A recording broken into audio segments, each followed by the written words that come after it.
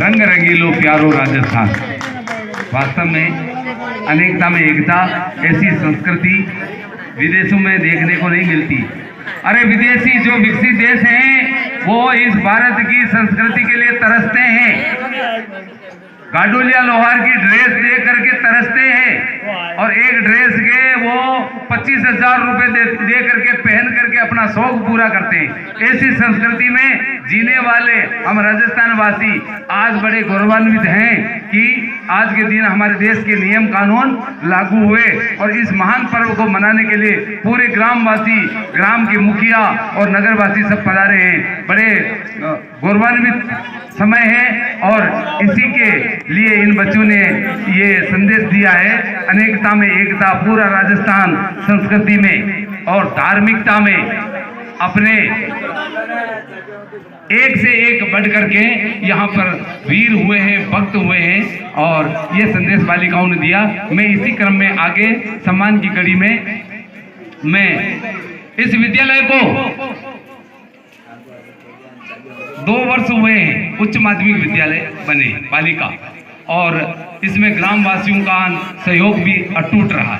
इसमें देवीलाल जी का, सुरेश जी का और ग्रामवासियों में सबका सहयोग रहा। इनकी भावना थी कि 2 किलोमीटर बच्चियां चल करके जाती है और वास्तव में ये और कोई सुविधा हो नहीं पाती। वहाँ पे कोई गाड़ी भी नहीं लगा सकते हैं, नहीं कोई साइकिल पे जा सकती है। ये भावना से 2 साल हो गए बालिका यहीं खुल गया है और इस बालिका विद्यालय को पहले मिडिल स्कूल तक संवारने, सजाने और व्यवस्थित अनुशासन में मैं चलाने के लिए जिस शख्सियत ने यहाँ पे तन मन धन से अपना काम किया वो है श्रीमती पूनम। इसलिए मैं निवेदन करूँगा सरपंच साहब से और दादी साहब से, उप प्रधान साहब, सुरेश जी भाई साहब से, मंच से कि आप उस शख्सियत को भी कम से कम, क्योंकि लोग दिखावे को ज्यादातर सम्मान दे देते हैं और यहाँ की भावना यह है जो नीम के पत्थर हैं उनकी पूजन भी होनी चाहिए।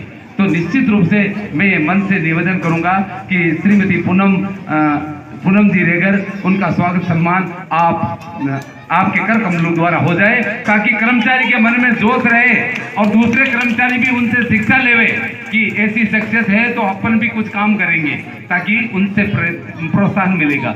मैं निवेदन करूंगा पूनम मैडम जी से आप मंच के सामने उपस्थित होएं और सम्मानित सरपंच साहब और बड़े बुजुर्ग सभी से निवेदन करूंगा आपका आशीर्वाद ऐसे हमारे छोटे छोटे भाइयों पर बहनों पर बना रहे ताकि हम अच्छी तरह सेवा कर सकें बालक बालिकाओं की और देश की भी। क्योंकि एक डॉक्टर अगर नाराज हो जाता है तो केवल एक आदमी मर सकता है। एक डॉक्टर अगर बीमार के समय नाराज हो जाता है तो एक आदमी को मार सकता है?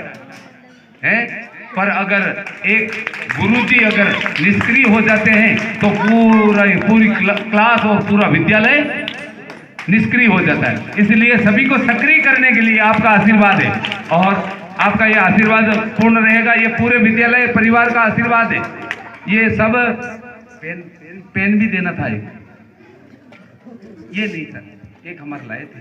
हाँ, ये स्वागत सम्मान के लिए धन्यवाद सर जी।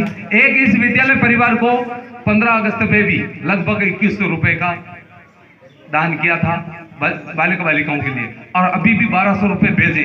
वो शख्सियत यहाँ पे आया नहीं है और निवेदन भी किया था, मैंने पूछा भी था, पर मैं उनके गृह मंत्रालय से निवेदन करूंगा कि वो भी मंच पर आवे ताकि आपका सम्मान, क्योंकि बालकों के लिए, बालिकाओं के लिए ये सब सम्मान बालिकाएं दे रही है, ये सब चंदा बालिकाओं का है और तो जो बालिकाओं को सम्मान दे रहे हैं, आशीर्वाद दे रहे हैं, उनका सम्मान होना चाहिए।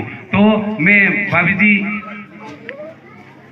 आपकी तरफ है, हाँ, कोई बात नहीं, आपके इस भावना को सादर नमन।